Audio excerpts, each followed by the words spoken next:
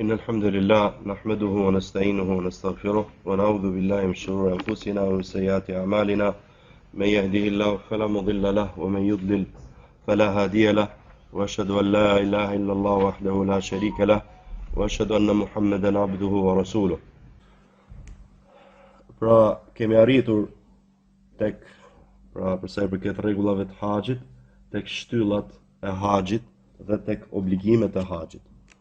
Normal, se keni dijeni sa do pak, besoj që keni ngju që ashtu si dhe namazi ka shtyllat e veta, ka obligimet e veta, ka synetet e veta, madje ka dhe kushtet, pra para namazit, kështu gjithashtu dhe haxhi ka kushtet e veta, ka shtyllat, obligimet dhe synetet. Ne folëm për kushtet, tani pra kemi qëndruar te çështja e shtyllave dhe obligimeve. Ne kemi përmendur dhe te çështjet e tauhidit, te ndarja e tauhidit në tre lloje. Kemi thënë që argumenti për këtë është studimi i hollësishëm i teksteve të Kuranit dhe Sunetit.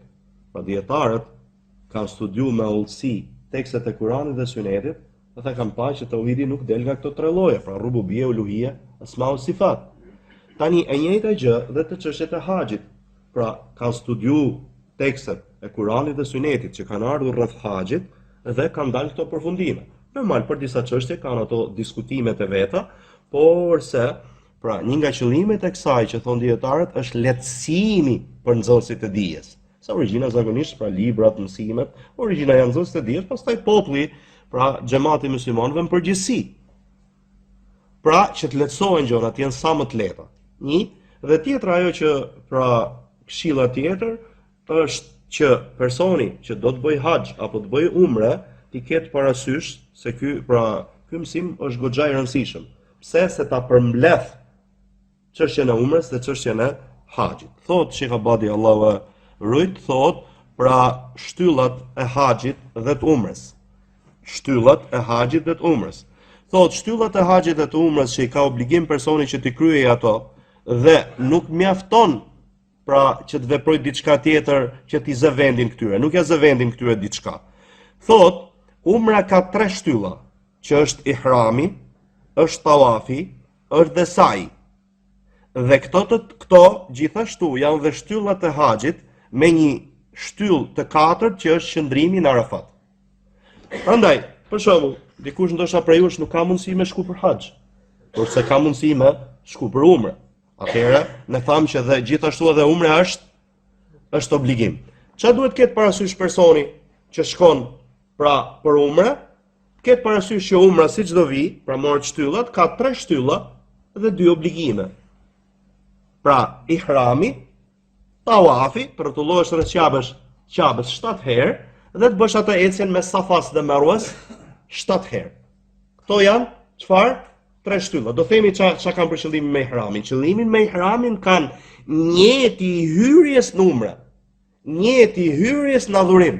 Sepse që personi do me bë umre, mund ta ketë që e ka qenë në vendin e tij, që për rastin tonë që në Shqipëri.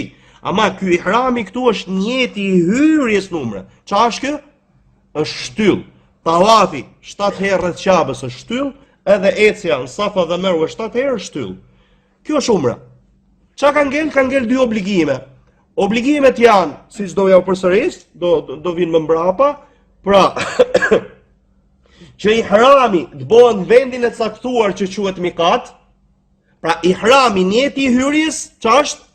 Është shtyllë. Ama që ky njëti i hyrjes bëhet në një vend caktuar që ka caktuar pejgamberi sallallahu alaihi wasallam, ç'është? Është obligim. Dhe tjetra ç'a ngel prej umres? Qethja apo ruajtja e flokëve. Kaq është umra vëllezëri. Pra nëse do ta përmbledhësh umrën, umra ka tre shtylla dhe dy obligime. Qartë? Prandaj thot, pra, to të treja, ihrami çfarë është edhe i herë, njëti i hyrjes në umra, tawafi dhe sa'i dhe i shtohet tot haxhit qëndrimi në Arafat. Ka tregu se çfarë është ihrami dhe ne e tham, pastaj ka përmend pra hadithin e pejgamberit sallallahu alaihi wasallam që veprat janë sipas qëllimit dhe gjithë secilit i takon ajo që ka për qëllim. Pastaj thot, hadith që transmeton Buhari dhe Muslim nga hadithi Umerit radhiyallahu an, ka thënë Ibn Mundhir rahimahullah në librin e tij Ixma, ka ra dakord se një person që do të bëj haxh, pra ka niyet në haxh, por se i shko goja dhe thot përmend umre, ose do të bëj umre, por se i shko goja dhe thot haxh, thot ndodh pra ajo që ka në zemër dhe nuk shifet ajo që ai përmendi me gjuhën e tij. Pra shifet njeti në zemër. Në shifet pra se qa ke njetë zemër, jo se qa the me gojen tënde gabimisht ose pa dashje.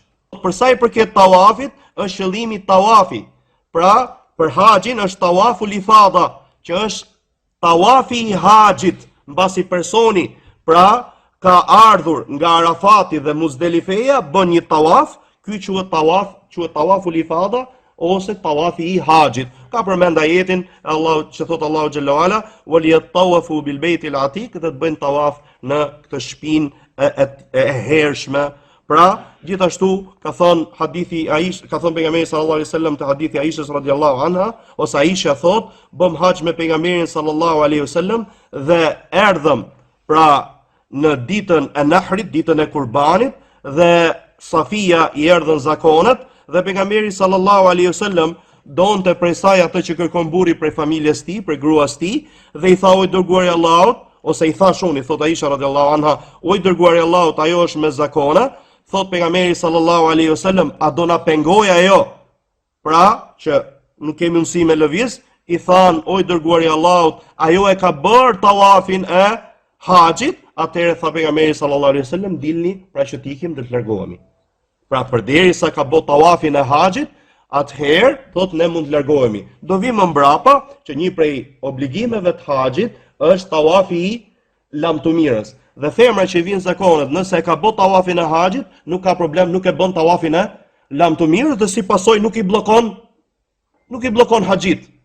Prandaj pejgamberi sallallahu alaihi wasallam gjithë ka thënë, ana bllokoj ajo, pra që nuk lëvizim dot, do presim derisa ajo të pastrohet dhe të bëj tawafin e haxhit, pasi thonë që ajo e ka bërë tawafin e haxhit, atëherë ka thënë, dilni, hecim, largohemi.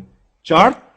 Pra, kjo fjala pejgamberit, hadith e transmeton Buhari dhe Muslim, thotë fjala pejgamberit sallallahu alaihi wasallam, a do na pengoj ajo apo na pengoj ajo, pra do na pengojnë Mekë, derisa të pastrohet dhe të bëj tawafin e haxhit. Ka thënë Ibn Qudama rahimahullah, pra tawafi i haxhit është shtyllë në haxh, nuk plotësohet haxhi vetëse me të, nuk dim që të ketë kundërshtuar dikush prej dietarëve, ka përmend ajetin. Pastaj ka thënë Ibn Abdul Barr rahimahullah, pra është prej farzave të haxhit, nuk ka kundërshtim për këtë pranë mesin e dietarëve. Kurse tawafi umres thot, është tawafi, pra normal, ju tani ju thash, do merrni vetëm ato shtyllat dhe obligimet. Detajet se si do bëhen këto tira me radh, me lehen Allah do vinë mësimet që vijnë, pra se si është forma nga fillimi, mënyra e umres dhe haxhit nga fillimi deri në fund, deri te tawafi i lamtumirës, inshallah. Prandaj thot, kurse tawafi i umres është pra tawafi parë që bën ai që vjen për umre kur vjen Mekë. Ka thënë Bidayatul Mujtahid, pra Ibn Rushd ka thënë, ka radh dakord se nuk ka për atë që bën umre përveç atij tawafit, pra tawafit që e bën që në fillim kur vjen Mekë, pra tawafin e umres. Gjithashtu përmend pra tërmend fjalë dietarësh për sa i përket tawafit të haxhit, që është ai tawafi kryesor i haxhit. Pastaj thot, umra nga ana gjuhësore është vizit, kurse nga ana fetare është vizita e Qabes për të bërë tawafin të, për të bërë saj ecje me Safas dhe Merwes. Pra që është umra, vizit që i bëhet Qabes për të bërë tawafin të dhe ecje me Safas dhe Merwes. Pejgamberi sallallahu alaihi wasallam ka bërë tawaf pra në Qabe dhe ka ecur pra me Safas dhe Merwes në tregon umrën që ka bërë pejgamberi sallallahu alaihi wasallam. Umratul Qada, pra kur e ndalun pejgamberi sallallahu alaihi wasallam që të shkonte në Mekë, pejgamberi sallallahu alaihi wasallam ç'a boni? Pra preu kurbanin dhe qethi flokët, pastaj vitin tjetër erdhi boni umre tjetër. Në këtë rast thot ka në këtë umre dhe umra Gjerranës, e transmeton Buhari dhe Muslim, thot Amr ibn Dinar, kemi pyetur Ibn Umayr radhiyallahu an për një person që bën tawaf në Qabe, numrin e tij dhe nuk ka bërë tawaf, ju thash, na e përdorin pra quhet saj, quhet dhe tawaf me Safas dhe Merwas. Ajo ecje që bëhet me Safas dhe Merwas. Mundet personi thotë që të shkojë me gruan e tij? Ata u përgjigj domethënë Burmeri radhiyallahu an, pejgamberi sallallahu alaihi wasallam erdhi, bëri rrotullim, bëri tawaf në Kabe 7 herë dhe fali 2 rekat mbas makami Ibrahim dhe boni tawaf ecje në Safa dhe Merwa 7 herë dhe ka qenë për ju tek i dërguari i Allahut sallallahu alaihi wasallam shembulli më i mirë. Pastaj thot, thamne që llojet e haxhit sa janë 3.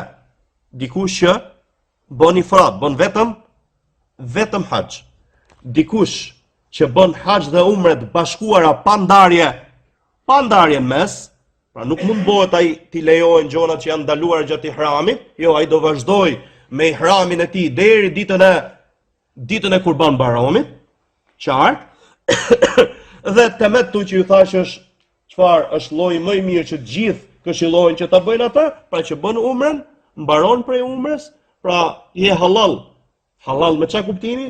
Lejohen ato gjëra që kishte ndaluara gjatë ihramit, pastaj pret ditën e 8 që është dita kur fillon haxhi.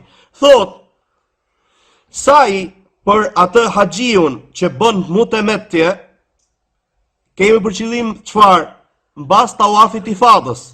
Pra ka saj, do të thotë që ky që është mutemetje do bëj 2 saj. Do bëj 1 mbas umrës, pra do ecin Safa dhe Merwa 1 herë mbas umrës dhe 1 herë pra mbas tawafit të umrës dhe 1 herë mbas tawafit çfarë? Të haxhit. Sa u bë? Pra 2. I bi që ky personi që është mutemeti do bëj 2 tawafe, tawafin e umrës dhe tawafin e haxhit dhe do bëj 2 saje, sajin e umrës dhe sajin e haxhit. Ai që është qarin dhe mufrit, pra ai që i ka të bashkuara, jo të ndara, haxhit dhe umrës, ata çka kanë vetëm 1 saj. Ky është dallimi, një nga dallimet, kanë vetëm një saj. Do të thotë që po e bën rastin kur vin fillim, bëjnë tawafin e fillimit për ta, që quhet tawaful qudum, tawafi i fillimit dhe bëjnë saj kur vin, pra me bë umrën fillim. Nëse e bëjnë mbas tawafit, pra të fillimit, ditën e Kurban Bayramit, ç'a ndodh me ta? Ata bëjnë vetëm tawafin dhe nuk bëjnë më saj. Ama nëse nuk e kanë bërë në fillim, atëherë e bëjnë çfarë? E bëjnë mbas tawafit të haxhit. E bëjnë mbas tawafit haxhit. Do thotë që kanë çfarë? Kanë vetëm 1 saj, kanë vetëm 1 saj. Normal, ju thash, mundoni çfarë të mbani mend që është mutemeti, ama kjo qiran që i ka të bashkuar mund të ketë nevojë për këtë. Kush ka nevojë për këtë? Mund të ketë nevojë këtë për këtë femrës për shkakun kur i vin zakonet. Do për shembull, mund t'i ndodhi do ajo do kalojnë nga mutemeti, do kalojnë qiran, se s'ka mundësi tjetër. Dhe kjo kujt i ka ndodh? Aishës radhiyallahu anha. I ka ndodh Aishës. Pra ka ndodh kohën e pejgamberit sallallahu alaihi wasallam që Esma bint Umeis, nusja gruaja e Abu Bekrit, bashorte e Abu Bekrit radhiyallahu anha, ishte lehon ku në mikatin e Medinës. Kurse para se të hynin Mekë, do Aisha radhiyallahu anha i vjen zakonet. Edhe normal që gratë i ka sprovu Allahu me këtë gjë, ja ka shkruajtur Allahu xhallahu ala këtë gjë grave, dhe normal do të shërojmë edhe diçka që ka lidhje me gratë, që ti ke edhe gratë qarta këto gjëra. Pastaj ka thon, pra ka përmend ajetin inna safa wal marwa min sha'airillah, ka thon i dërguari sallallahu alaihi wasallam, o ju njerëz, bëni saj, pra me Safas dhe Marwas, thot sepse saj ju është obliguar. Thot shehu që hadithi këtij zinxhiri këtij hadithit është hadithi mirë. Tregon kush e ka saksu për dietarëve. Pastaj thot ka thënë Aisha radhiyallahu anha, nuk ja plotson Allahu haxhin e dikujt dhe as umrën e tij përderisa nuk bën tawaf në Safa dhe Marwa. Shifi në shumë transmetime për Safa dhe Marwa përdoret fjala tawaf. Pra ai që shifet saj, ecja, pra që bën Safa dhe Marwa shifet tawaf. Ngjoni edhe herë fjalën e Aishës radhiyallahu anha, nuk ja plotson Allahu haxhin e dikujt dhe as umrën e tij përderisa nuk bën tawaf në Safa dhe Marwa. Transmeton Buhari dhe Muslim. Gjithashtu thot ka ardhur pra një shprehje tjetër e asaj, thot nuk bën haxh ai që nuk bën saj mes Safas dhe Marwas. Këto 3 shtylla për haxhin dhe umrën janë thot me mendimin e gjithë dietarëve, përveç ku ka ra kundërshtim, thot te çështja e sajit dhe saji është shtyll mendimin e shumicës dietarëve. ngel shtylla e katër, pra 3 shtylla që folëm deri tani. Kush janë? Ihrami, tawafi, sa'i. Ihrami çfarë thon? Këtë majni më mirë fjalën ihram, ha? Pra pse duhet t'ja them këtë? Sepse ca persona kur shkojnë atje, kujtojnë se ihrami është veshja e rrobave të ihramit. Pra, kur do me bë umre, do me bë haxh, kemi një rrobë që quhet e bardhë, është mirë të jetë e bardhë, që çfarë? Që quhet izar dhe rida. Pra, një veshje e poshtme dhe një veshje e sipërme. Tani, mendojnë sa persona që kur thuti ihram është veshja e kësaj rrobave. Jo, nuk është veshja e kësaj rrobe. Ti këtë veshje, për shembull, nëse shkon në Medinë, mund ta veshësh të rrobën në hotel, rri me atë rrobën në Medinë, në hotel e tjera me radhë. Jo, ihram është që kur të shkosh atje, a Medinë për shembull mikati, vendi i caktuar për banorët e Medinës, për ata që janë nga ajo anë, është Dhul Hulejfa, Bjarali i thon tani. Do shkosh tek ai vend dhe atje do bësh njëtin çfarë? Ihrami është njëti i hyrjes në adhurim. Qartë? Pa ihrami është njëti i hyrjes në adhurim. Ky është shtyll. 1. E dyta është tawafi, pra ihrami është shtyll, sin haxh, sin umre. Tawafi është shtyll, sin haxh, sin umre. Sa'i është shtyll, sin haxh, sin umre. Thotë që ka khilaf për sa'in, por se shumica dietarëve që thonë që është shtyll. Tani me çfarë veçohet haxhi? Është qëndrimi ditën e Arafatit. Qëndrimi ditën e Arafatit, sa pejgamberi sallallahu alaihi wasallam ka thënë, el haxhu Arafa. Haxhi është Arafati. Dhe ju thash, çfarë data është Arafati? Data 9, një ditë para Kurban Bajramit. Thotë, shtylla e 4 e haxhit është qëndrimi në Arafat. Thotë Allahu xhallahu ala fa idha afattum min Arafat. Pra kur vërshoni prej Arafatit. Thotë, pra vërshimi nga Arafati është mbasi ne kemi qëndruar në të. Thotë, ky është një shtyll që humb haxhi, po të humbi. Pra, po nuk qëndrove ti në Arafat në datën 9, mbas hyrjes kohën namazit drekës. Pra mbasi dielli është në mesin e qiellit, kalon drejt perëndimit që hyn koha e drekës, nga ky moment deri, son shumica dietarëve, deri çfarë? Deri për pra tjetë nata, tiki dhe nata, pra po nuk qëndrove në Arafat, haxhi çfarë? Haxhi tiku, nuk ke haxh. E thonë dietar, po erdhe më mbrapa, atëherë do ikësh të bësh umre. Kanë fjalë mes dietar se çfarë do bësh, ama haxhi tiku. E shihni se sa e rëndësishëm pra thotë, është vërshimi është mbasi personi ka qëndruar në të. Është një shtyll që tikën haxhi po tiku pra ky qëndrim, thotë ka thënë Abdulrahman ibn Ya'mar, dëshmova me dëguarin sallallahu alaihi wasallam dhe ai ishte duke qëndruar në Arafat, erdhën disa njerëz prej Nejdit dhe i thanë, oj dërguari i Allahut, si është haxhi? Tha, haxhi është Arafati. Kush vjen para namazit sabaut? Kush vjen para namazit sabaut në natën, pra që personat qëndrojnë Muzdelife, haxhin qëndrojnë Muzdelife, e ka plotësuar haxhin e tij. Kush vjen para namazit sabaut? Thot, lejlet e gjem, pra ditën natës Muzdelife, ku haxhit ku janë? Janë Muzdelife, thot këti personi, ju është plotësuar haxhi. E transmetojnë ashabu sunen, që janë Abu Daudi, Tirmidhiu, Nesai ibn Majah, dhe kjo është shprehja ose transmetimi i Ibn Majahs. Thot Ibn Mundhir, ka një libër ky dietari me emrin Ijma, pra mendimi unanim i dietarëve, thot ka ra dakord pra dietarët se qëndrimi në Arafat është farz dhe nuk ka haxh ai person që i humb qëndrimin të. Kto janë shtyllat pra e haxhit dhe të umrës. Tani fillojmë me obligimet. Për sa i përket obligimeve, nëse personi nuk i kryen, atëherë ose si më thënë kompensohen duke therrur një kafsh. Pra duke therrur një dele apo dash. Pra po le një prej obligimeve, thon dietarët ke dem, ke gjak. Çfarë do thot gjak me therr? Me therr, pra thot dhe nuk do hash prej këtij kurbani dhe do ja japësh, do ju ushqesh fukaren të haremit. Pra çfarë janë fukaren atje, do e therrësh, nuk do hash ti vet, siç bën me kurbanin, por se do ushqesh ata. Pra ku mbështeten te kjo? Ka thënë Ibn Abbas radhiyallahu anhuma, kush harron diçka prej riteve të haxhit ti ose e le atë, atëherë theri pra një kurban, theri një kafsh, pra o dash o dele.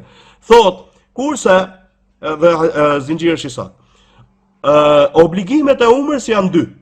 Pra du këto që ta ketë parasysh ai që do me bë umrë, për shembull, s'ka mundësi me bë haxh. Kush do për jush me bë umrë, i mori vesh që shtyllat e umrës sa janë? Janë 3. Thot kurse obligimet e umrës janë 2, kurse haxhi ka 7.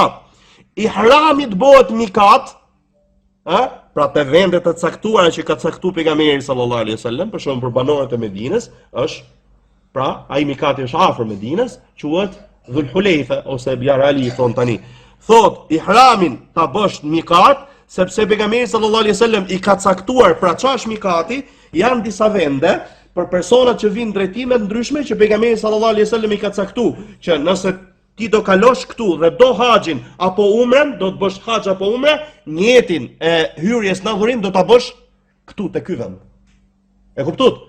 Pra, ihrami si ihram, po ja përsëris për kush e di sa të herë, ihrami si ihram është shtyll. Dhe ihramin këto vende, ç'është? Është obligim. Është obligim. Prandaj ka thënë pejgamberi sallallahu alaihi wasallam, këto vende të caktuara janë për banorët e këtyre vende dhe për çdo kënd që vjen nga të tjerët, siç jemi, ne jemi për banorët, ne vim nga drejtime ndryshme prej të tjerëve kur do të bëj haxh apo umre. Dhe vazhdon hadithi përmend. Thotë kush hecën këto vende të caktuara që quhen mikat dhe do të bëj haxh apo umre, qoftë prej banorëve të atyre vende ose për tjerë, ose prej tjerëve, e ka obligim që ihramin ta bëj prej tyre. E dyta, ruajtja e kokës, ruajtja e flokëve ose shkurtimi, kur personi pra mbaron haxhin apo umrën, pra që të bëhet halal për haxhit dhe umrës. Ka përmend ajetin e surës Fat, laqad sadaqa Allahu rasulahu ar-ru'ya bil haqq, la tadkhulunna al-masjid al-haram insha Allahu aminin, muhalliqina ru'usakum wa muqassirin la takhafun. Pjesa e ajetit, po lexojmë të pjesë që ka lidhje, thotë do të hynin në Mesjid Haram, pra në Qabe, insha Allah, në dashur Allahu, këtë e thon dietar për siguri, ti ke qenë sigurt duke i ruajtur kokat tuaja ose duke i shkurtuar dhe s'do keni frikë. Pra pa patur frikë, duke qenë pra të keni siguri. Gjithashtu thot Allahu xhalla wala wala tahliku ru'usakum hatta yablugha al-hadyu mahilla. Mos i ruani kokat tuaja derisa të shkojë kurbani në vendin e vet. Ka thënë pejgamberi sallallahu alaihi wasallam, o Allah, mëshiroj ata që i ruajnë kokat e tyre. I thanoi dërguari i Allahut, edhe ata që i shkurtojnë pra flokët e tyre, kokat e tyre, thot, o Allah, kokat kuptohet flokët, se këtu e përmendet domethënë al-halq wa at-taqsir, la tahliqu ru'usakum. Pra mos ruani kokë, qëllimi mos ruani flokët, kuptohet, Thot, o Allah, mëshiroj ata që i ruajnë pra flokët e kokës tyre, thanoi dërguari i Allahut, dhe ata që i shkurtojnë, i tha, o Allah, mëshiroj ata që i ruajnë. I thanoi dërguari i Allahut, edhe ata që i shkurtojnë, tha, o Allah, mëshiroj ata që i ruajnë. Thanoi dërguari i Allahut, edhe ata që i shkurtojnë, tha, edhe ata që i shkurtojnë. Pra Allah mëshiroj edhe ata që i shkurtojnë. Këtu shihni vlerën që ka ruajtja e flokëve. Thot transmeton Buhari dhe Muslim nga Abu Huraira radhiyallahu anhu. Pra, kjo është umra. Nëse bën këtë gjëra, umra mbaron. Qartë? Pra, me 3 shtylla, me 2 obligime. Mani mirë ti shkruani, ti mani mend që ku shkojnë umra, këto ka. Pastaj ç'a vijnë tjera, shërimet e tjera janë gjitha ç'a janë? Synete. Se ç'a do bësh gjatë tawafit, se ç'a do bësh në Safa dhe Marwa, janë synete. Nuk po e themi këtë për t'i nënvlerësuar synetet, jo, por se thjesht që të përmbledhet çështja ta kesh sa më të qartë, sa më të lehtë. Pra ihramin mikat, qethja apo rrujtja e flokëve janë edhe për haxhin. Por se folëm për umrën. Për haxhin tani, thot prej obligimeve të haxhit është qëndrimi në Arafat deri në perëndimin e diellit. Qëndrimi në Arafat thamë që është shtyll. Ama qëndrosh në Arafat derisa të perëndoj dielli, ç'a është obligim. Qëndrosh në Arafat derisa të perëndoj dielli është obligim. Thot sepse pejgamberi sallallahu alaihi wasallam ka thënë, thot siç ka ardhur hadithi Xhabir është hadithi i gjatë që ka përshkruar haxhin e pejgamberit sallallahu alaihi wasallam. Thot në këtë hadith vazhdoi pejgamberi sallallahu alaihi wasallam qëndroi derisa perëndoi dielli, iku ajo ngjyra e verdh, thot derisa perëndoi pra ai si më thon disku i diellit. Thot pra transmeton Muslimi, gjithashtu ka thënë pejgamberi sallallahu alaihi wasallam, merrni prej meje rregullat e haxhit tuaj, sepse unë nuk e di, pra a do bëj haxh tjetër mbas këtij haxhi. Dhe realisht ky ishte haxhi lam të mirës, pejgamberi sallallahu alaihi wasallam nuk boni më haxh. Nuk boni më haxh. Pra, kaq thot shehu këtu, ka përmend këtë, por se shehu Themini Allahu më shëroft ka përmend pra disa forma argumentimi tjera, sepse qëndrimi derisa të perëndoj dielli, pra është obligim. Derisa të perëndoj, pra, do qëndrosh. Siç do vi forma, do shkosh atje, do falësh drekën dhe ikindin, pra drekën dhe ikindin me një ezan, me 2 ikamete të shkurtuara dhe të bashkuara, dhe do qëndrosh me lejen Allah xhallahu ala derisa të perëndoj dielli duke bë dua. Duke bë dhikr. Sepse nëse kujtoni mësimin që kaloi, kujtoni se çfarë vlerë të madhe është dita e Arafatit, se është shpërblimi i madh, apo jo? Qartë, derisa të perëndoj dielli. Pra, qëndrimi në Arafat është shtyll, qëndrimi derisa të perëndoj dielli është obligim. Është obligim. Thotë Sheikhu Themini Allahu më shëroft, pejgamberi sallallahu alaihi wasallam ka qëndruar deri në perëndim. Këto po ja u them, ti keni parasysh se dikush nëse pra është mirësi që të shkojë, apo mund dëgjoj shumë njerëz atje që flasin. Dhe ata që flasin jo të gjithë ti flasin me dije, mund dëgjosh njerëz që flasin pa dije. Mund dëgjosh dikën, jo, nuk është rëndësi që netën pak edhe ikëm. Ikën. Thum obligimi.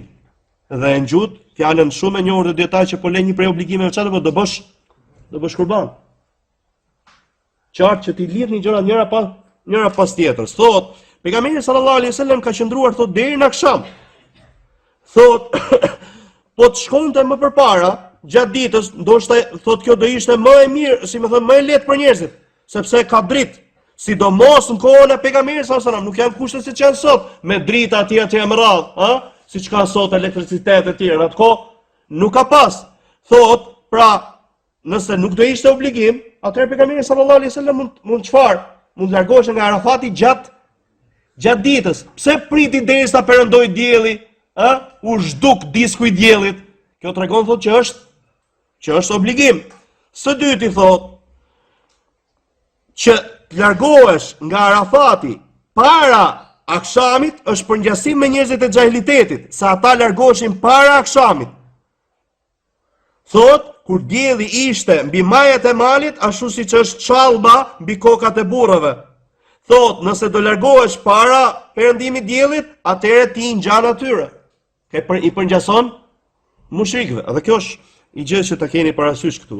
Kjo çka kuptoni për kësaj që mushrikët bonin haxh. Me çfarë? Ama me devimin e tyre, me shirkun e tyre, me deformimet e tyre. Ama ata bonin haxh. Dhe siç kemi përmend mësimet e tauhidit, fjalën e Sheh Abdul Wahabit sidomos te fillimi i librit i Keshfu Shubuhat, largimi i dyshimeve, thotë që mushrikët kishin adhurime, bonin haxh. Atë më radhë ka përmend adhurime të tjera. Pra mos kujto se ata mushrikët çfarë? Pra ata e pohonin rububien. Ata bonin disa prej adhurimeve, ama nuk çfarë? Nuk e veçonin Allahun me adhurim.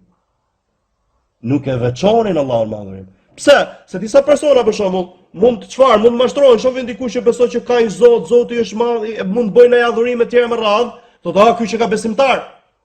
Ndërkohë që ai bën shirk. I thu kshu ka qenë gjendja e kujt? Gjendja e mushrikëve.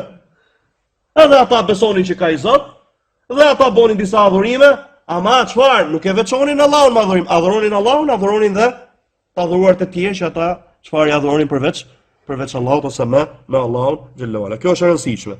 Dhe tjetra, vonimi i pejgamberit sallallahu alaihi wasallam deri pra të qëndroi aty deri mbas perëndimit të diellit, pastaj nxitimi i atij që të shkonte pra mbasi koha e akşamit ka hyrë. Thot çfarë? Pra tregon që i dha përparësi qëndrimit aty, i dha përparësi qëndrimit aty. Pra që ishte wa annahu sallallahu alaihi wasallam, dhe sa i sallallahu alaihi wasallam ishte ndaluar nga largimi derisa të perëndoi dielli, Thot shife, pra qable yusalli al-maghrib, sepse shife, pejgamberi sallallahu alaihi wasallam qëndroi aty derisa perëndoi dielli, nuk e fali akshamin aty. Akshami nuk e fali aty. Akshami ku do e fali? Do e falin Muzdelife. Unë i thash që është fillimisht, ose nëse e përmendëm, pra më afër Qabes është Mina. Pastaj mbas Minas vjen Muzdelife, pastaj vjen Arafati. Pra Mina, Muzdelife, Arafat. Arafati, Mina dhe Muzdelife janë brenda kufive të haremit. Kurse Arafati është jashtë kufive. Pejgamberi sallallahu alaihi wasallam ndatë 8, siç do vi dhe përmendëm pak herës tjetër, që kanë det ku pra yle, ikindi, aksham, yatsi, sabah, pra çdo namaz kone, në kohën e vet shkurtuar, jo të bashkuar. Tani në tërë është Mina. Ditën e 9 e kaloi Muzdelifen dhe ku shkoi? Shkoi në Arafat. Qëndroi atje deri në perëndimin e diellit, deri mbasi perëndoi dielli, pastaj vjen Muzdelife. Këtu në Muzdelife do fali çfarë? Do fali akshamin dhe yatsin. Do fali akshamin dhe yatsin. Tjetra prej obligimeve është qëndrimi në Muzdelife. Pra qëndrimi, bujtja në Muzdelife. Thot Allahu Jalla wala, fa idha afattum min Arafatin fadhkurullaha inda al-mash'aril haram. Kur të vërshoni prej Arafatit, përmendeni Allahun në Mash'aril haram. Kush është Mash'aril haram? Është Muzdelife. Pra është përmend Arafati, është përmend Muzdelife, është ajet Kurani. Thot Mash'aril haram është Muzdelife, sepse pejgamberi sallallahu alaihi wasallam bujti atë natë atje derisa u gdhi dhe i lehtësoi, i bëri lehtësim për ata që janë dobët, prej grave, prej fëmijëve, që të shkonin Mina në fundin e natës. Ca dietar shprehen këtu çfarë? Shprehen fundin e natës. Ca dietar tjerë thonë mbas gjysmës natës. Pra tu lexoj këta fjalë këtu, se edhe kjo ka rëndësi, se fundi i natës do thotë që do rish më gjatë, do rish më shumë. Thot Sheikhu Themini Allahu mëshiroft, fjala e saktë është se pra, largimi nga Muzdelifeja, ata që do largohen, do jetë në fundin e natës. Siç Asma binti Abi Bekr, Asmaja vajza e Abu Bekrit radhiyallahu anhuma, priste derisa të perëndonte hëna, kur ajo perëndonte, ajo largohesh. Pastaj shkonte në Mina dhe gjuante gurët. Në vend tjetër, ose ky është Sheikhu Themini, Sheikh Ibn Bazi Allahu mëshiroft thotë, haxhint që ndrojnë dhe bujtin këtë natë Muzdelife, i lejohet atyre që janë dobët prej grave dhe fëmijëve që të largohen fundin e natës. Kurse një vend tjetër thot ila nisfil leil, do qëndrojnë deri në gjysmën e natës. Sheikh Albani përmend gjysmën e natës. Prandaj personi që të jetë i qetë, këta që janë dobët prej grave, prej fëmijëve që nuk rrin dot aty, i ka leje që këta të largohen. Mos qëndrojnë derisa të falin sabahun dhe të mërat. Të largohen, por se fjala është as me mbas gjysmës natës apo në fundin e natës. Kjo është çështja. Pra nëse personi rri ose rrin deri në fundin e natës, kjo është më e mirë. Ama mbas gjysmës natës ka për dietarëve të sunetit që kanë thonë dhe mbas gjysmës natës. Ama më e qeta, më afër të vërtetës është që të jenë fundin e natës. Tjetër thot shehu këtu, kjo lehtësim dhe lejim që i dha pejgamberi sallallahu alaihi wasallam për gratë, për fëmijët, për dobtit, thot kjo tregon se është obligim bujtja dhe qëndrimi këtë natë Muzdelife, sepse mos ishte obligim, nuk do kishte nevojë për lehtësim.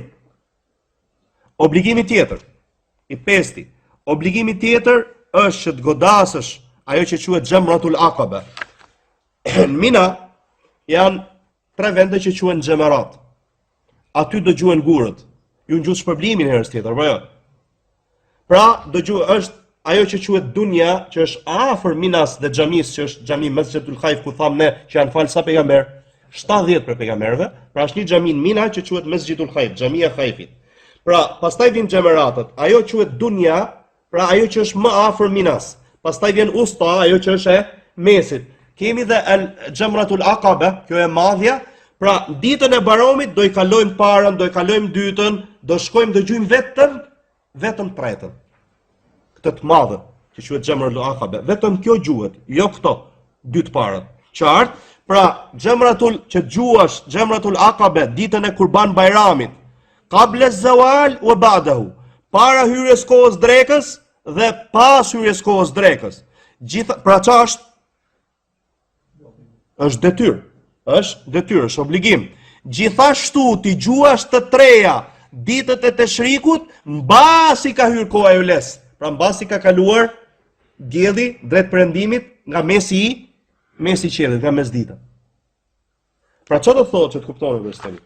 Ditën e Baramit do godasësh vetëm Xhamratul Aqaba, këtë të madhen. E jamu tashrik kush quhet?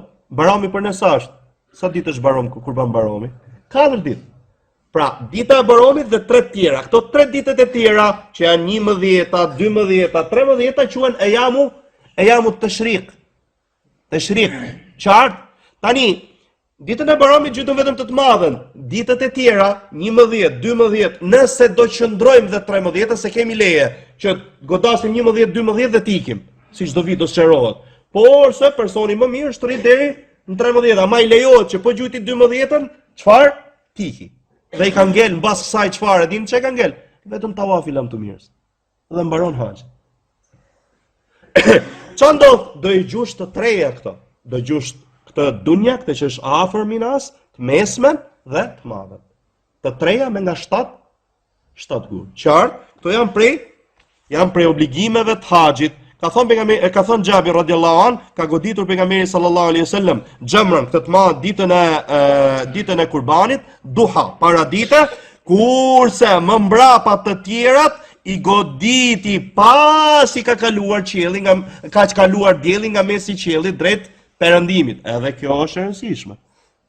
Pas si ka hyrë koha e yles, jo më përpara. Pse po ja u them këtë? Se do gjeni lloj mendimesh për personave që flasin s'ka problem, ikim gjy para dite. Nuk lejohet para dite. Ditën e 11, 12, po nete deri në 13.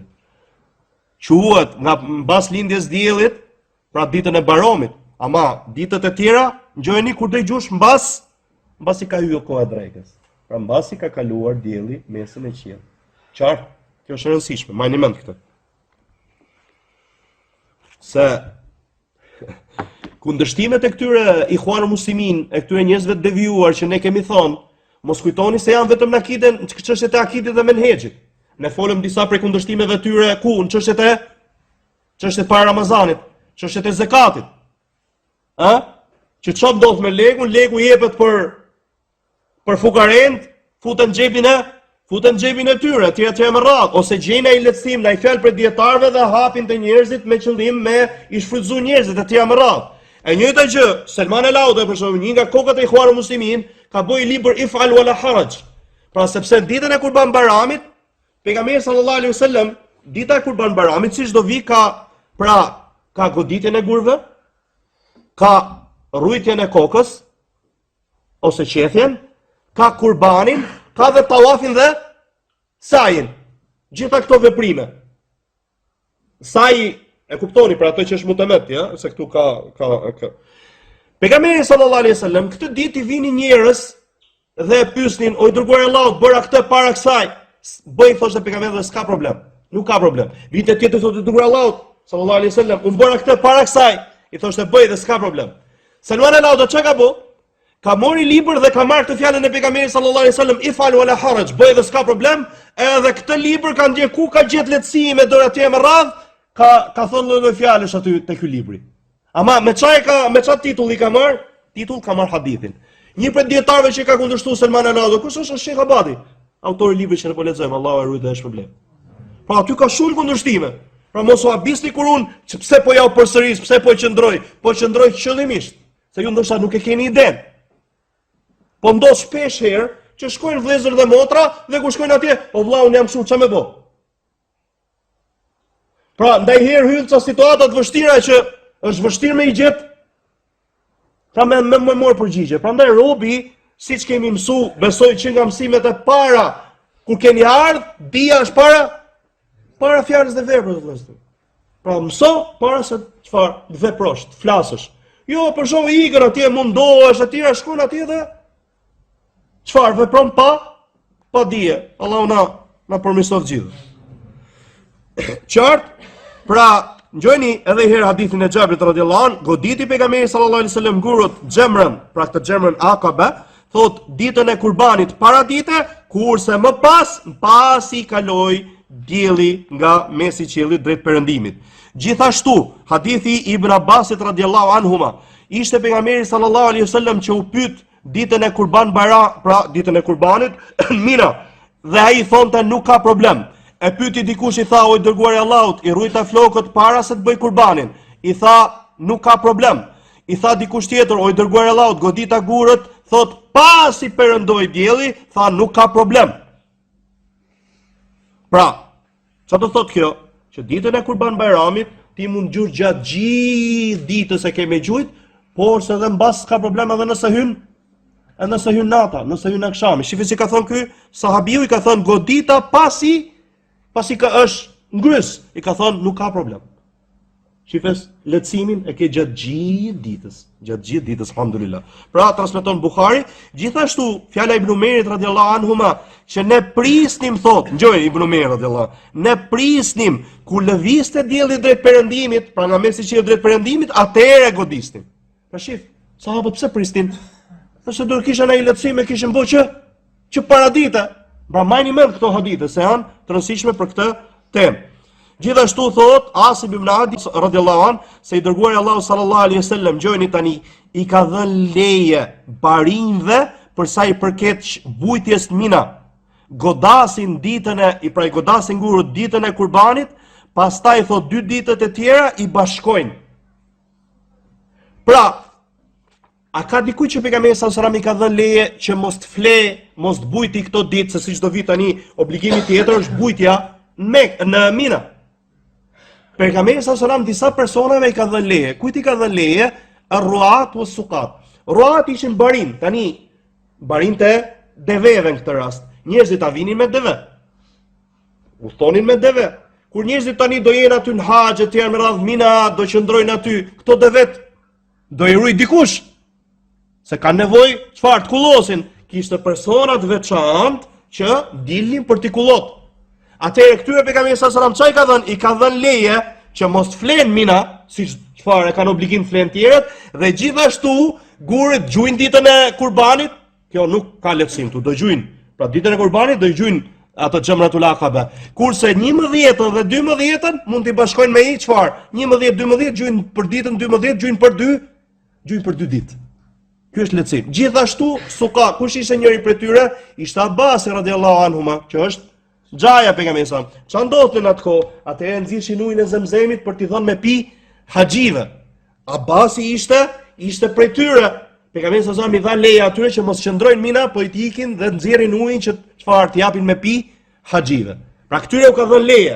Përderisa i ka dhënë leje, do të thotë që kjo çfarë? Kjo është obligim, sepse i dha leje këtyre, qartë?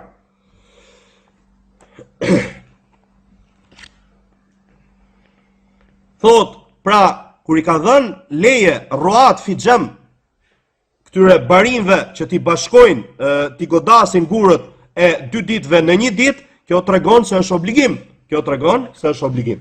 Gjithashtu, pra, obligimi i 6 është bujtja që të flesh në Mina natët e Teshrikut, pra 3 ose 2. Pra 3 për ata që vënohen, 2 për ata që shpejtohen. Allahu xhallahu ala ka thënë te sura Bekara, ajeti 203, "Wadhkurullaha fi ayamin ma'dudat", përmendeni Allahun ditë caktuara, "Faman ta'ajjala fi yawmayn fala ithma alayh", ku shpejton, pra qëndron 2 ditë, nuk ka gjunaf për të, dhe kush vonohet nuk ka gjunaf për të. Normal që ai që vonohet është më mirë që rri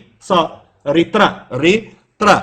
Dhe se pejgamberi sallallahu alaihi wasallam ka bujtur, ka qëndruar, thot netët e Teshrikut, thot 3 net, dhe ka ikur, pra është larguar në ditën e 13, pasi ka goditur gurët, mbasi ka kaluar dielli nga perëndimi, pra nga mesi i qiellit.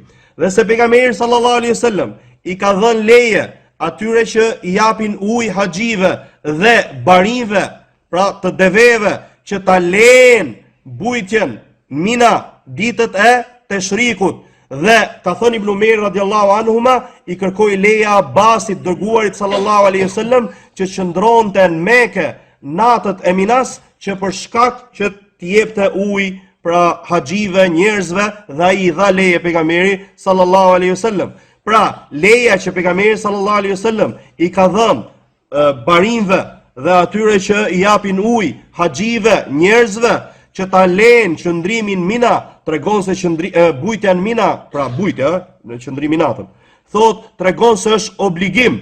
Gjithashtu krahasohet me këta që i ka dhënë leje pejgamberi sallallahu alaihi wasallam, ata që kanë nevojë që të qëndrojnë, siç janë ushtarët, siç janë policët, siç janë mjekët, pra që çfarë do menaxhohet. Imagjinojeni gjithë ato njerëz, janë me miliona njerëz aty. Thotë siç i ka dhënë leje pejgamberi sa këtu ku krahasoj me këta, kush është si ata, policët, ushtarët që duan me bë haxh. Mjekët e tjera kanë njëjtin gjykim. Ti lexoj diçka këtu që i ka dhënë leje Abbasit, pejgamberi sallallahu alaihi wasallam, Xhaiz vet radhiyallahu an, thotë sepse thotë përderisa ka ardhur lehtësimi, ajo gjëja tjetër që pra do thotë që është obligim.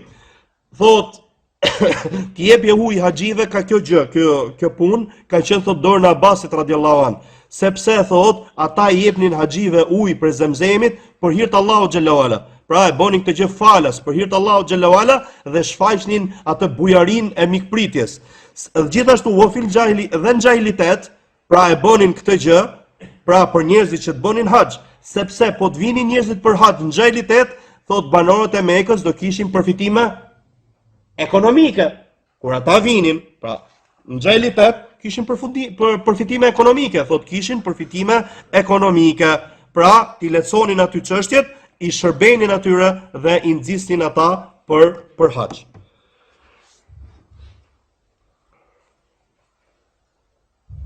Para se të lexojmë obligimin e fundit,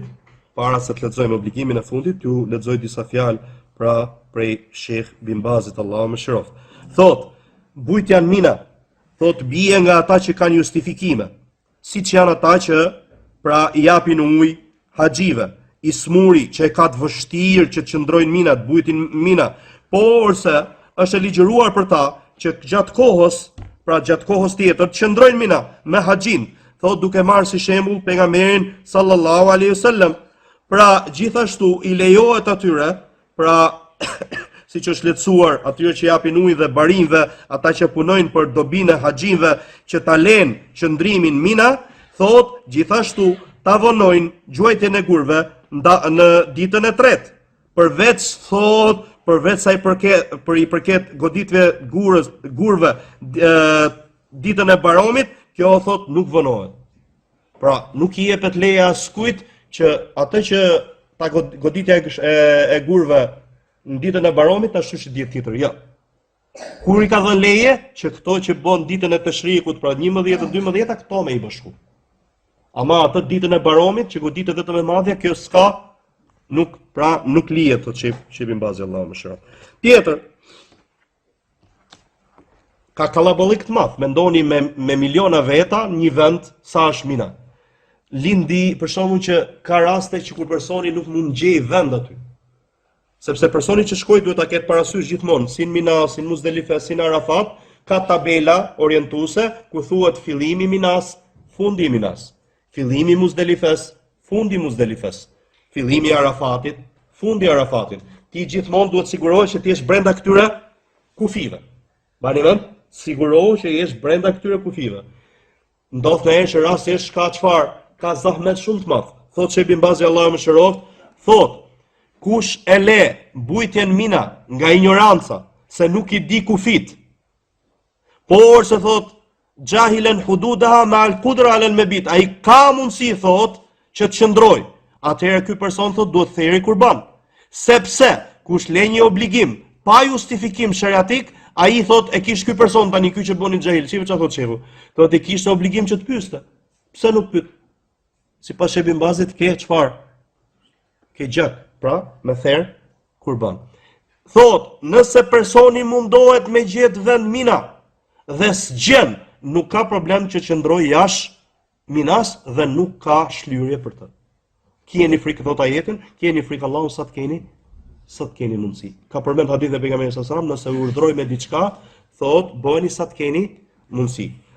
Fundit, pra që është obligimi fundit, është tawaful wada, tawafi lam të mirës, se pejgamberi sallallahu alaihi wasallam bëri tawafin e lam të mirës kur doli prej Mekës dhe ka ardhur hadithi Ibn Abbasit radiallahu anhuma, janë urdhëruar njerëzit që të jetë gjëja e fundit që do bëjnë Qabe, thot, pra të bëjnë tawafin, vetë se i është lehtësuar, femrës me zakone.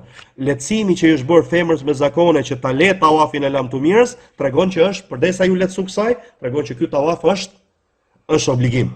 Thot gjithashtu si femra me zakone është femra që është me lehoni, thot Ibn Abbas radhiyallahu anhuma, ishin njerëzit që largoheshin nga çdo anë, pejgamberi sallallahu alaihi wasallam thonte mos largohen derisa të jetë gjëja e fundit që bëjnë te qabja, pra tawafi. Gjithashtu te hadithi i Safijes, a do na pengoj ajo kur u informua, kur mësoi se ajo kishte bërë tawafin e haxhit, atëherë çfarë tha? Dilni, hadithin që përmendëm më përpara. Pra, këto vëllezërit e mi janë shtyllat dhe obligimet e haxhit.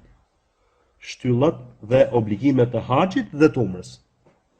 Qartë, pra bën mirë që ai që do ta kryejë haxhin dhe umrës, ti mësoj mirë, ti ketë parasysh. Do të thotë që çdo gjë që do vi tjetër përveç këtyre është sunet. Pastaj thotë shehu, thotë gjërat e pëlqyera që duhet i ketë parasysh haxhiu dhe ai që bën umrë, thotë që nëse i kryen të fitoj shpërblimin e madh dhe nëse i le nuk ka therrje gjaku, pra kurban, dhe nuk ka as gjunaf, vetëm nëse e le nga mos dëshira për synetin apo që i kthen shpinën synetit dhe nuk e do, pejgamberi sallallahu alaihi wasallam ka thënë ai që i kthen shpinën synetit tim, pra duke mos pas dashuri për të, thotë ai nuk është prej meje.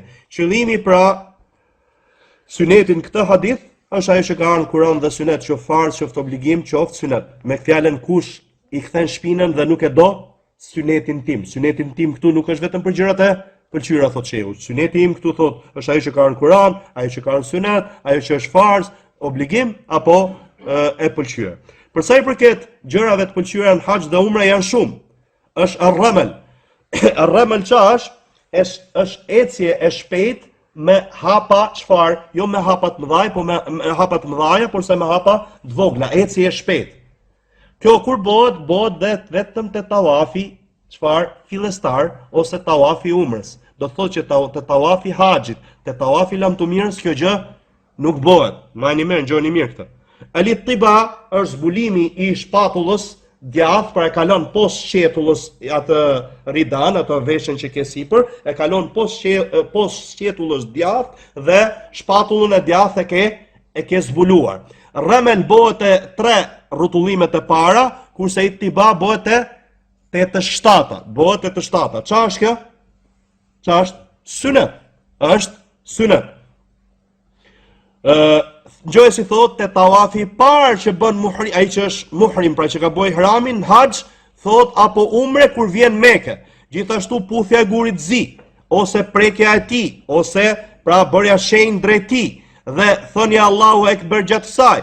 Gjithashtu prekja e Ruknul Yemani, pra te 4 cepat e Qabes është gurizi para se të shkohet te gurizi, cepi që është aty quhet Ruknul Yemani. Me të çfarë bëhet vetëm preket, nuk thuhet asnjë gjë tjetër. Po s'patë mundësi vetëm pra, po nuk e preket dot, nuk bën asgjë tjetër.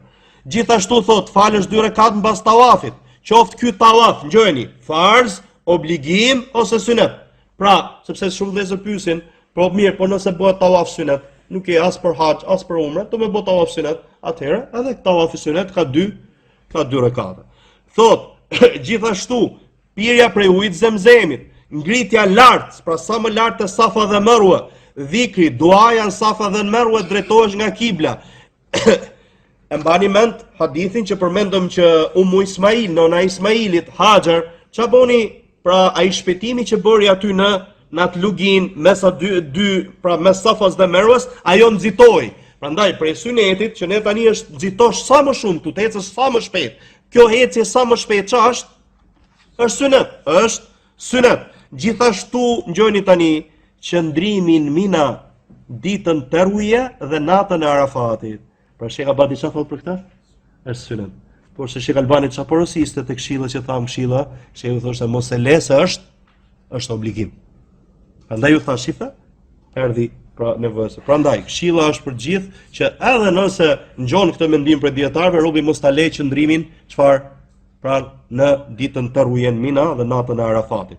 Gjithashtu duaja, ngritja e durve Sepse mbasi godet ndat 11, 12, nëse qëndron deri në 13, godet kur te xhemra e parë, te ajo e para, te e dyta, ka ardhur prej synetit që çfarë bësh, kalon djathas, do vish, do jo sqaroj këtë, kalon djathas dhe bën dua. Godet parën, kalon djathas, bën dua. Godet dytën, kalon majtas, bën dua, ngre dhe durët, kur gjun tretën të madhen, godet dhe ikën. Tani, kjo duaja këtu, kjo duaja që u përmend këtu, ngritja e durëve në këtë çast, është synet. Këtë po thot, Sheh Abadi Allahu dhe është përbleft. Thot, pra, të që ju thash, gjithashtu tekbiri dhe tekbiri kur goditen, gjithashtu është prej syneteve dhe kështu me radhë. E tjera thot Sheh. Këto mikatet thamë, këto përcaktimet që janë vende që ka caktuar pejgamberi sallallahu alaihi wasallam që ti po kalove dhe ke si qëllim haxhin dhe umren, pra njeti ihramin, njetin e hyrjes në umre ose në haxh duhet ta bësh te këto. Kush janë këto? Thot, pra ka ardhur hadithi ibn Abbasit radhiyallahu an, ka caktuar pejgamberi sallallahu alaihi wasallam për banorët e Medinës Dhul Hulejfa. Dhe tani quhet me emrin e sotëm quhet Abjar Ali. Për banorët e Shamit, që janë Palestina, Siria, Jordania, Libani, kjo anë që vjen thot për banorët e Shamit, është Gjuhfa. Porse Gjuhfa si vend thon dietar të shkatru, tani bën njerëzit pra ihram prej Rabit quhet sot. Rabi. Për banorët e Nejdit, Qarnul Manazil, thon dietar tani nuk është me këtë emër, njihet me emrin Seil apo Seilul Kebir. Gjithashtu për banorët e Yemenit, Yalamlam, thon dietarët sot quhet Saadia. Kurse për banorët e Irakut quhet Dhatu Irq, thot sot quhen dietarët Daraiba. Pra, to emrat që kanë ardhur nga pejgamberi sallallahu alajhi wasallam dhe emrat i thonë dietarë gjithashtu emrat që njihen kohën e sotme. Pra, ka caktuar këto vende. Kaq mjafton, pra këto janë drejtimet që vjen nga ai që pra vjen nga drejtime ndryshme, ka caktuar pejgamberi sallallahu alajhi wasallam këto që quhen mikate. Tjetra që duhet lexojmë këtu, ai thot që nuk kalon te këto mikate, ai thot kur tjetë paralel me këto mikate, qoftë thot duke kur vjen nga deti, kur vjen nga ajri, kur vjen me avion. Pra ti po që paralel me të, atëherë kur të kalosh aty e ke obligim ihrami, siç ndodh te rasti, pra kur vjen, pra për shkak se domos kur shkon në Xhidë, nuk do presësh në Xhidë ta bësh ihramin, do ta bësh ihramin që në avion, që në avion. Kurse lehtësimi që përmend shehu këtu, për shembull, një person thot kur e kalon mikatin e tij pa qenë në ihram, siç dikush që vjen nga Jemeni, kalon një lemlem, thot dhe do të shkojnë në Medinë së pari, ose rast se kjo është e nevojshme për ne, prandaj ju po ja lexoj. Ose një person thot që vjen në Xhidë, arrin në Xhidë me avion, do të shkojë së pari në Medinë që të vizitojë xhaminë e pejgamberit sallallahu alaihi wasallam, pastaj të bëjë ihram nga mikati i banorëve të Medinës, Dhul Hulejfa. Thot atëherë nuk ka problem. A lejohet kjo gjë? Për shembull ti do më bë umrë. Shkon nga aeroporti i Xhidës, nuk shkon nga aeroporti i Medinës. Thot ti ke si qëllim që mos bësh haxh direkt, mos bësh umrë direkt. Atëherë çfarë do?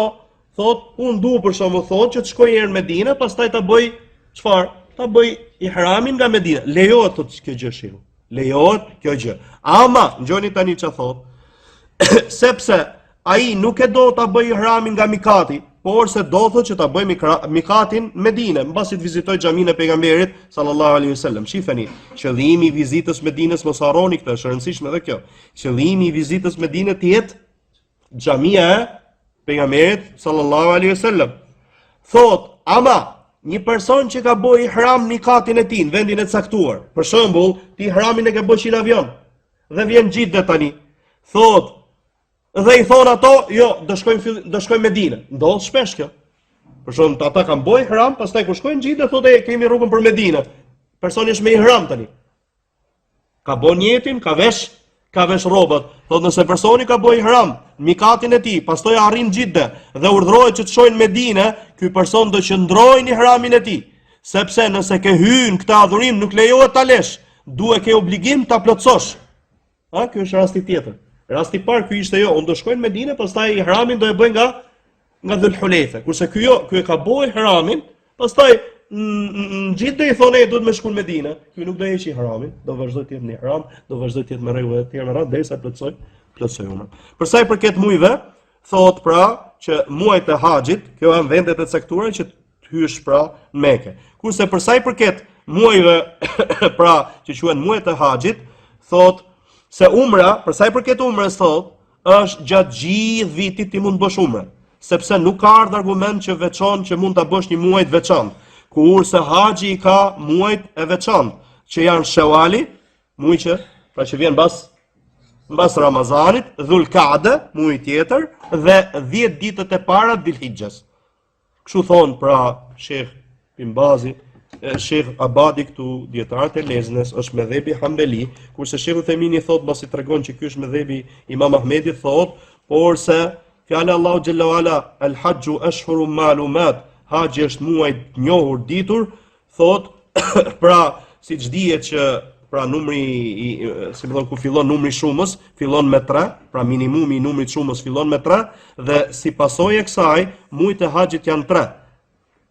Pra i bi që Shawali, Dhul-Qa'da dhe Dhul-Hijja i gjithë muaj. Kurse këta dietarë të tjerë thon vetëm 10 ditët e para. Thotë dhe ky është medhebi Imam Malik dhe është më afër pra saktësisë medhebi Imam Malik. Për sa i përket pra këto janë shtyllat, janë obligimet. Personi kur hyn në ihram, pra bën njetin, këtë njetin e bën një vend caktuar, pra personi veshi rrobën e ihramit. Ka disa gjëra të ndaluara. Thot Shehu, pra gjërat që janë ndaluara në ihram. Kur personi, pra siç përmendëm nga shtyllat e haxhit dhe umrës, që është ihrami, që është njeti i hyrjes në adhurim, është quajtur me emrin ihram, sepse ndalohen disa gjëra që i kisha halal më përpara. Ashtu siç tekbiri fillestar, ne i themi shqip tekbiri fillestar, ama arabisht e dini si quhet? Tekbiratul ihram. Kështu është arabisht emri i tekbirit fillestar namaz, Allahu akbar. Tekbiratul ihram. Pse është shqyt me këtë emër? Sepse ty të ndalohen disa gjëra që i kishe lejuara më përpara. Për shembull, para se të thush Allahu akbar, lejohet me fol? Lejohet me fol.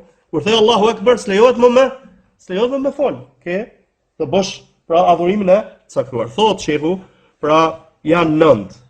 E para, heqja e flokëve, pra nuk duhet momentin që pra bën njetin e hyrjes në ihram, nuk duhet i heti rrush flokët.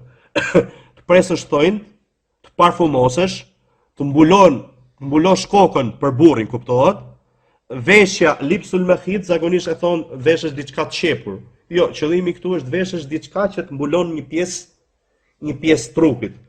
Gjithashtu që të bësh gjueti, kafshët e tokës, jo, pra jo gjueti për sa i përket detit. Martesa, do ja sqaroj këtu kush, pra personi që pra ti që do martohesh, femra që i kërkohet dora, apo ai kujdestari.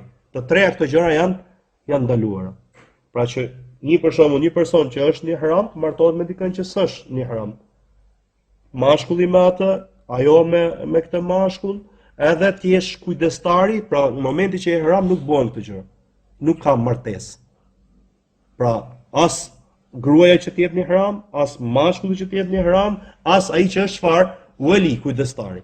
Gjithashtu marrëdhëniet intime dhe gjërat që e paraprinë atë që gjatë mësimeve të para e përmendëm kush e di sa herë. E para, marrja e flokëve, pra heqja e flokëve, qofshin tek koka, qofshin tek mustaqet, qofshin tek pjesët intime, qofshin tek sjetulla e kështu me radhë. Dietarët këtu janë argumentu, tani ne zakonisht kemi thonë argumentimi të njerëzit të dietarët, me çfarë argumentohen? Me Kur'an, me Sunet, ijma, mendim unanim dhe qiyas, analogji ose krahasim. Këtu do i shihni qartës. Jo çdo gjë nga këto që kanë përmend dietarët tu ka argument prej Kuranit dhe Sunetit. Jo, disa kanë çfarë? Kanë ijma. Disa çfarë? Kanë qiyas. Tani, ajo që ka ardhur prej argumentit, Allahu thot: "Wala tahliqu ru'usakum." Mos rruni kokat, pra flokët tuaj. Dietarët krahasu thot, si çështja e çimeve të kokës, janë dhe qimet e gjithë trupit. Kjo është me çfarë? Me analogji, me krahasim, me krahasim. Kurse për sa i përket mjekrës thot Shehu, ajo është ndaluar, pra që të ruhet, thot në çdo lloj gjendje, pra si në ihram, si jashtë ihramit, pejgamberi sallallahu alaihi wasallam ka thonë, kur ndushtojeni mushrikët, shkurtoni mustaqet dhe lëshoni mjekrat. Ka përmend gjithë transmetimet që kanë ardhur, lëshojini, lërini, e tjera me radhë, pra hadithe që ka ardhur nga pejgamberi sallallahu alajhi wasallam dhe në transmetim kundërshtoni me xhusët. Pra të gjitha këto kanë ardhur dhe shehu jon thotë Sheikh Ibn Bazi, Allahu më shëroft, ka thënë që është kjo fatkeqësi, pra ky gjunaf është përhapur thotë në kohën tonë që shumë prej njerëzve kundërshtojnë këtë synet duke i luftuar disa prej tyre mjekrën dhe janë të kënaqur me përngjasimin me qafirat dhe me gratë, sidomos ka njerëz që kanë përkatësi ndije, pra është hoxh, është njëri që mëson etj etj me radhë, edhe se bën pra këtë obligim fetar, thotë fe inna lillahi wa inna ilaihi rajiun. Te Allahu jemi, te Allahu do kthehemi. Kjo zakonisht thuhet kur është çast, kur është fatkeqësi. Shehu jon Muhammed Amin Ash-Shinqiti, Allahu më shëroft, për dietarëve të mëdhenj, thotë ka thënë libri i tij Duaul Bayan, libër komenti Kurani, kur ka përmend pra Harunin dhe Musën, pra për sa i përket lëshimit mjekrës, sepse ku është argumenti këtu? La ta'khudh bi lihyati wala bi ra'si. Haruni thot Musait alayhi wassalatu wassalam, mos më kak prej kokës dhe prej mjekrës. Thot, ka thënë këtu, ai pejgamberi sallallahu alaihi wasallam e ka pas mjekrën e dendur dhe ka qenë krijesa më e bukur, thot, wa huwa ajma'ul khalq, krijesa më e bukur, me pamje më të bukur. Pra, krijesa më e bukur, me pamje më të bukur, ka qenë me mjekër të dendur. Ka qenë me mjekër dendur. Thot, edhe burrët që kanë marrë në dorë thesaret e Kisras dhe Kajser, pra e persëve dhe romakëve, thot, dhe ju janë nështruar lindja e tokës dhe perëndimi i saj, nuk ka qenë dikush prej tyre që person që ta rrunte mjekrën. Pra, gjithë kanë qenë me mjekra. Këtë ka përmend. Tjetra, pra për gjërave të ndaluara, për sa i përket thonjve, pra shkurtimi i thonjve, kjo ka ixhma. Ka thënë Ibn Mundhir rahimahullah, ka rënë dakord pra dietarët, se ai që është muhrim është në haram, është i ndaluar që të marrë prej thonjve të tij. Gjithashtu thotë ka përmend Ibn Kathir rahimahullah te ajeti surës Hajj 29 nga Ibn Abbas radhiyallahu anhuma, që kur personi ka hiramin, s'duhet ta ruaj kokën, s'duhet veshë rroba dhe s'duhet i shkurtoj thonjën e tij. Gjithashtu ka përmend hadithin e pejgamberit sallallahu alaihi wasallam që kur çihni hënën e Dhul-Hijja dhe don dikush prej jush të bëj kurban, kjo ka lidhje me ne, kur personi do me bë kurban, thot mos të marrë diçka prej flokëve të tij edhe prej thonjve të tij. Thot shehu, përderisa kjo ka ardhur për atë që do me bë kurban, ky personi që është në haram është më parsore që të jetë ndaluar nga kjo. Kështu argumentohet. Tjetër, thot parfumi, parfumosja. Thot e ka ndaluar ai që është në haram që të parfumoset në trupin e tij apo rrobat e tij. Ka thënë Ibn Umar radhiyallahu anhuma, pra wala talbisu hadith, ka thënë Ibn Umar, hadith që transmeton nga pejgamberi sallallahu alaihi wasallam, mos vishni rroba që i ka prekur diçka prej zaferanit ose orç. Kto janë bimë aromatike.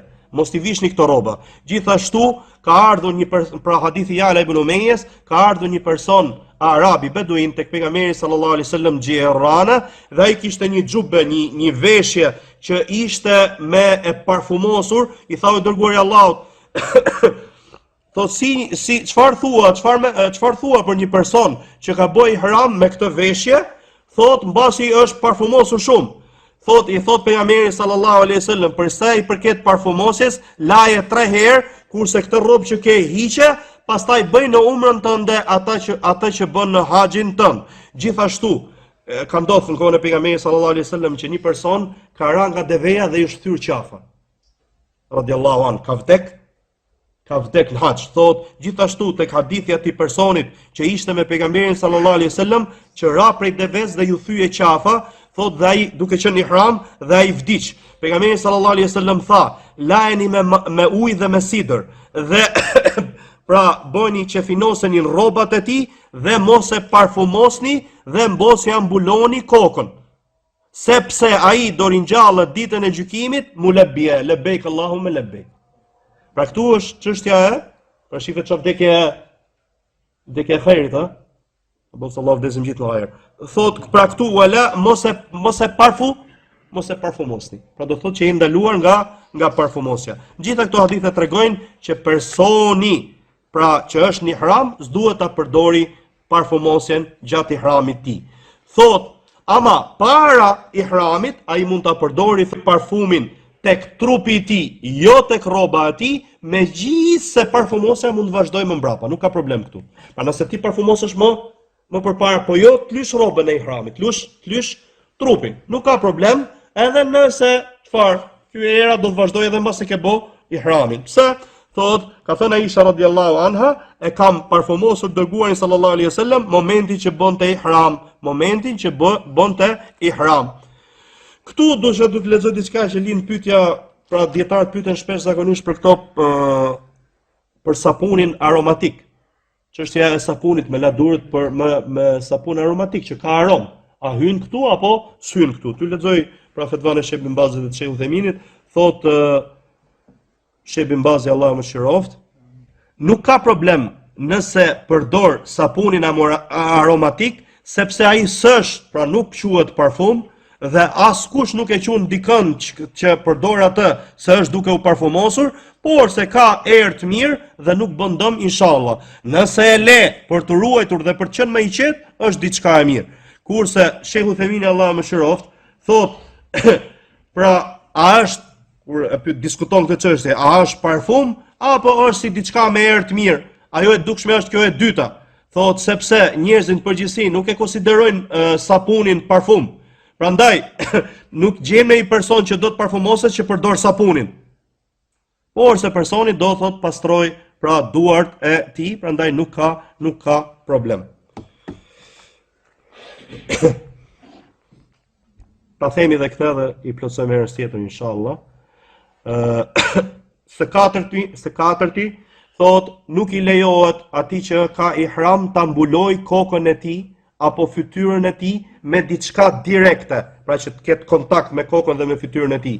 Ka thënë Ibn Umar radiallahu anhuma në hadithin ku është pyet pejgamberi sallallahu alaihi wasallam se çfarë veshës ai që është në ihram duhet mos i veshi, ka thënë, pra është ndaluar ti veshi, thonë mos veshi kamis është ajo xhelabia, ajo rroba e gjatë, gjithashtu amaim, as çall. Gjithashtu, pra hadithi Ibn Abbasit që përmendëm pak më parë, pra që ai personi që ra prej devës dhe ju thye qafa dhe vdiq radhiyallahu an, thot lajeni me ujë dhe me sidër, që finosini rrobat e tij dhe mos e mbuloni, ka transmetim, mos mbuloni kokën e tij dhe as fytyrën e tij, sepse ai do ringjallë ditën e gjykimit mulabia. Thot, kurse nëse do të përdorësh diçka, thot pra jo direkte që ka kontakt direkte, siç është për shemb nuk ka kontakt direkte me kokën tënde, siç është çadra ose tavani i makinës, do ju duket habit tavani i makinës, por se siç përmend shehu e tjera më radh, diçka që paktën kur kemi qenë ne e venim re. Që ç'a bëjnë ato shihet, marrin ato buzët dhe ja heqin atë pjesën e sipërme ato buzit. Që mos u çuditni kur dietarët flasin kështu, ha? Unë e kam pa me sytë e mi. Pra, nuk ka problem çadra, nuk ka problem ai tavani, pjesa e sipërme e makinës, as rrobën, pra nëse rrobën e ma kështu për hije, pra jo kontakt direkt, ama kështu e mba për hije, nuk ka problem. Gjithashtu thot çadra nuk ka gjitha këto që u përmendën nuk kanë problem, se pejgamberi sallallahu alajhi wasallam ju është mbajt hije me një rrobë kur ka gjujtur Xhamratul Aqaba. Gjithashtu nga Umul Husein, hadithi Xhabir radiallahu an, pra në cilësim për shkrimin e haxhit pejgamberit sallallahu alaihi wasallam, ai ka qëndruar në një çadër. Pra ju bë çadra, ai qëndrojnë. Pra çadër, kjo që kanë vendos rrobën sipër, janë gjitha këto lejohen. Qartë? Dhe me që erdhëm këtu, të lexojmë këto këshilla dhe mbyllim me këshillat e Sheikh Albani, sepse thot Allahu më shërof nuk ka problem për këtë, nuk ka problem, na lehtësohet i çështja dhe vazhdojmë herës tjetër. Thot Allahu më shërof la haraj, thot nuk ka problem, siç ka ardhur hadithi. Ai që është thirrës duhet që sa më shumë të kapet që t'ja lehtësojë njerëzve në përgjithësi dhe haxhive veçanti, sepse lehtësimi ti lehtësosh njerëzve është bazë për bazave të shariatit. Thot siç dihet, përderisa nuk ka argument kundërshtim, ama nëse vjen argumenti, nuk lejohet t'i bëjmë lehtësime njerëzve sipas mendimeve tona. Edhe kjo është e rëndësishme, po vetëm se s'kemi kohë ndalu të kjo. Pra kur themi lehtësim, thot lehtësim që s'ka ardhur argument që e ndalon. Jo të vijë argumenti, edhe thu feja është e lehtë e kundërshton argumentin. Jo, ky s'është lehtësim. Allahu na rrit. Prandaj gjoni fjalën e dietarit, Allahu më shërof thot, nëse vjen argumenti, nuk lejohet ti lehtësosh dikujt diçka me mendjen tënde. Ky është qëndrimi i drejtë i mesëm që çdo thirrës e ka obligim. Thot, dhe nuk mos merr në konsiderat se çfarë thonë njerëzit dhe se si kundërshtojnë njerëzit. Dikush thot shtrëngoje, dikush thot lehtësoje. Jo, ti shif argumentet. Thot, ka disa çështje që janë lejuara. Disa haxhin kanë siklet, sepse ka disa fetva që mund të kenë dalë, thot, që i ndalojnë këtë gjëra. E para thot, s'ka problem. Pra kur ti je në ihram, s'ka problem të lahesh, edhe nëse nuk e je bot xhunub. Edhe nëse fërkon kokën apo krun kokën tënde, s'ka problem. Megjithëse ti kur krun kokën mund bin qime floku. Thot nuk ka problem, se ka ardhur nga pejgamberi sallallahu alaihi wasallam kjo gjë. S'ka problem ta kruash kokën tënde edhe nëse bin disa prej flokëve, se ka ardhur hadith pra prej pejgamberit sallallahu alaihi wasallam. S'ka problem të bësh hijame, megjithëse do rrush një pjesë, për shembull, nëse do me bëj hijame në kokë, patjetër ti çfarë? Do rrush atë pjesë të kokës ku do me bëj hijame, thot nuk ka problem, thot tregon që kjo është fjala sepse pejgamberi sallallahu alaihi wasallam ka bëj hijame në mesin e kokës tij. Qartë, dhe kjo nuk ndodh, pra nuk mund të bësh hijame në kokë, po nuk rrujte një pjesë pra prej flokëve. Gjithashtu të ndjesh erë të mirë, ose nëse të thyet thoj thot ta heqësh. Gjitha thot, pra kanë ardhur transmetime. Gjithashtu që të marrësh pra që të futesh në hijen e një çadre ose ta ngresh rrobën sipër, se ka ardhur nga pejgamberi sallallahu alaihi wasallam, thot përdor çadër apo makinë. Thot edhe nëse ke hyrë sapo ke hyrë te kjo makinë, thot ai që vjen dhe thot që ti duhet shlysh, bësh lyrje, ky është pra shtrëngim, ashpërsi që nuk ka argument për të. Gjithashtu thot, pra kurse ajo që bëjnë, e thot shehu këtu ngjoni, Allahu e shëroft, ajo që bëjnë disa grupacione që i heqin tavanin, pjesën e sipër me çfarë makinës, thot kjo është ekstremizëm fe, nuk ka dhënë leje për këtë Zoti i botrave. Gjithashtu të vesh rrip mesi, pra të vesh rrip tek izari, thot apo të mbash unaz, apo të vendosësh orë, apo të mbash syze, apo të mbash atë çantën e lekëve, gjitha këto nuk ka problem. Prandaj u lexova këto që ti keni parasysh që janë lehtësime që mos ki siklet kur je gjatë ihramit që ti mbash këto gjëra. Thot gjitha këto çështje pra hyn tek ajo që ne përmendëm fillim dhe gjithashtu e përforcojnë disa hadithe dhe disa fjalë prej sahabëve, pastaj ka përmend fjalën Allahu xhallahu ala yuridu Allahu bikumul yusra wa la yuridu bikumul usra. Allahu do për ju lehtësim dhe nuk do për ju vështirësim. E lëm me kaq, vazhdojmë herë tjetër. Subhanallahu bihamdik, ashhadu an la ilaha illa anta, astaghfiruka wa atubu ilayk. Edhe ju.